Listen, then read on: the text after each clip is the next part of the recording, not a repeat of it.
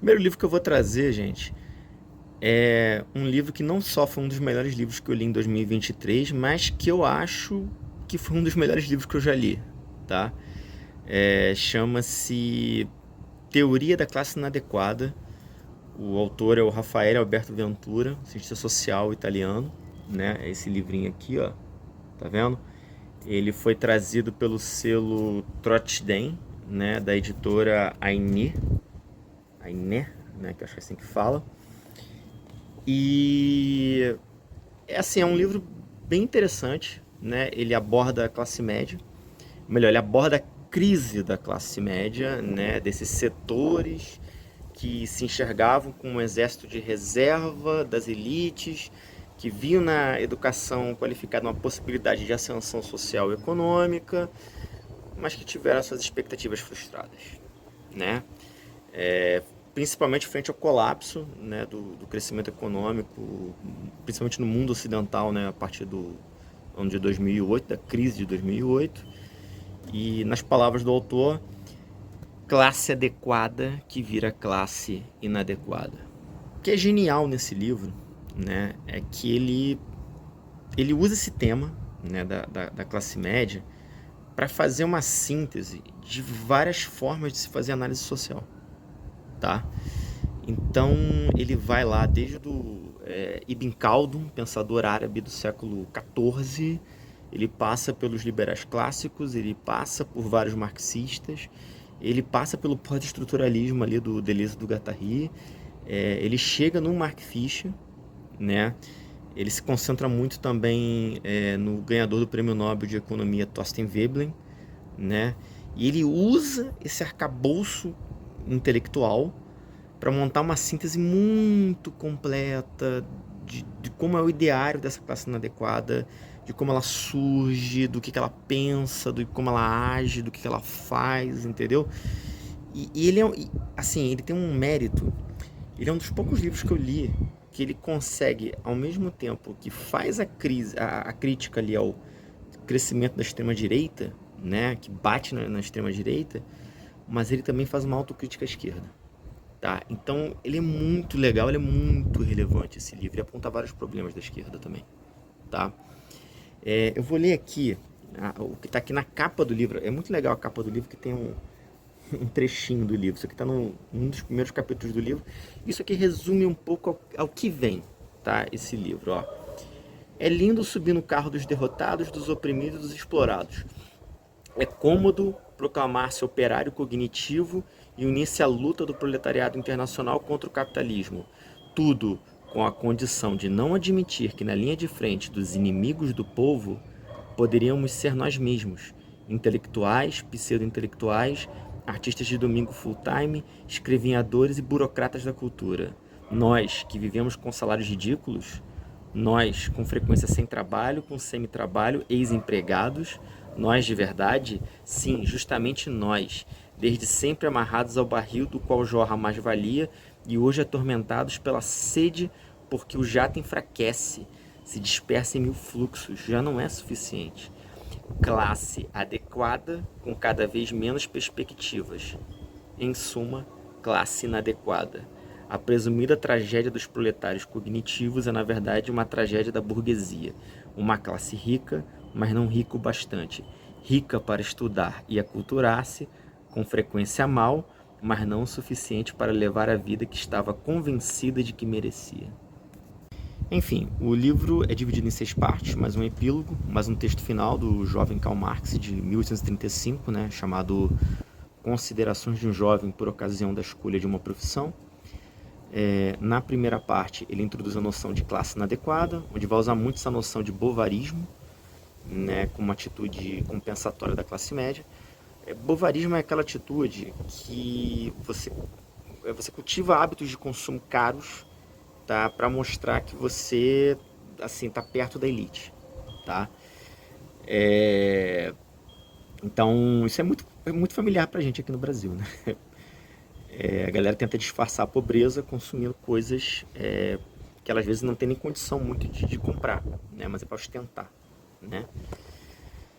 Na segunda parte do livro ele aborda o modelo do Ibn Khaldun, né? Que fala sobre o crescimento das classes médias, né? Mostra como isso está associado a episódios de declínios das sociedades. Né? Esse Ibn Khaldun foi um cara que pensou muita história, né? Lá no mundo árabe ainda, né? E ele faz esse resgate é muito interessante que ele faz, tá? Do Ibn Khaldun é muito legal mesmo, assim, né? E ele compara isso muito com a história do desenvolvimento da classe média, né? Que ela começa a crescer no período pós-guerra, né? E depois, final do século XX, começo do século XXI, ela começa a entrar em declínio. Na terceira parte do livro, ele aborda o trabalho do economista Thorstein Veblen, né? Ganhador do Prêmio Nobel de Economia, que ele fala daqueles bens de consumo que não têm eles não seguem o mesmo padrão dos outros bens de consumo, né? O que torna eles desejados, o que faz aumentar a demanda deles é o preço deles ser alto. São os bens de luxo, né? São bens que são consumidos por serem caros, né? Então ele usa isso para falar de uma noção que é muito importante no livro, que é a noção de disforia de classe, que é a diferença entre o que a classe média é de fato, mas e o que ela, a forma como ela se enxerga, tá? Então a galera consome bens de luxo para se convencer também de que é parte da classe média, né?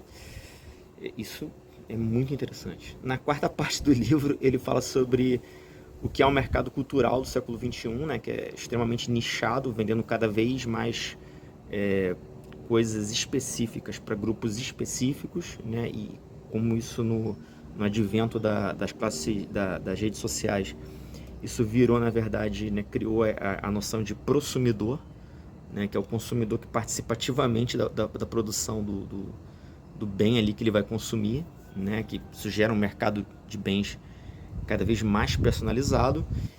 E o legal disso aí é que ele mostra como essa aparente assim, guerra cultural que existe entre a direita e a esquerda, isso aí nada mais é do que uma estratégia de marketing da indústria cultural. Na quinta parte do livro, ele vai falar muito sobre educação, né?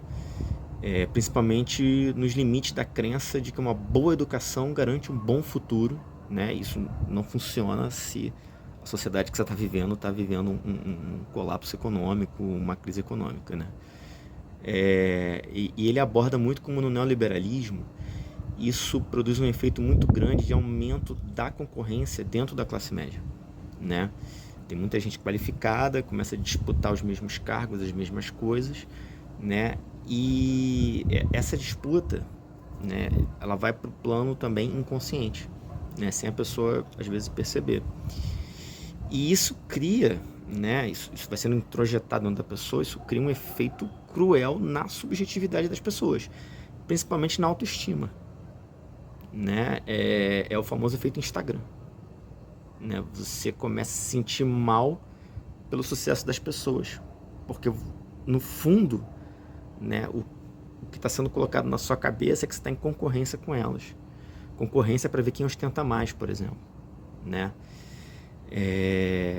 Então, na última parte do livro ele vai falar sobre o ressentimento, né, que vai sendo criado a partir daí, né, o ressentimento das classes médias, como é que isso vai servindo de combustível para o populismo, para o crescimento da extrema-direita, né, segue tendo, inclusive, né, reverberações até hoje, né, e por outro lado ele mostra também como é que esse desclassamento, né, pelo lado da esquerda vai levando à formação de uma esquerda arrogante, né? Ele usa a figura do perdedor radical, né? Que é aquele que exerce violência política para se vingar da injustiça que ele diz sofrer da realidade, que é o fato dele não ter se tornado a elite que ele achava que estava destinado a ser, né?